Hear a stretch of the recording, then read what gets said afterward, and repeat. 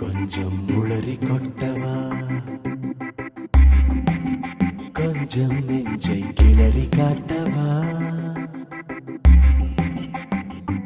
கொஞ்சம் வாயை மூடவா,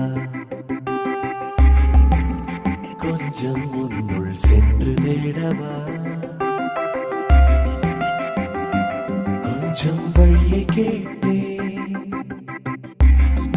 அடி கொஞ்சம் கொஞ்சம் வலிகள் தருகிறார்.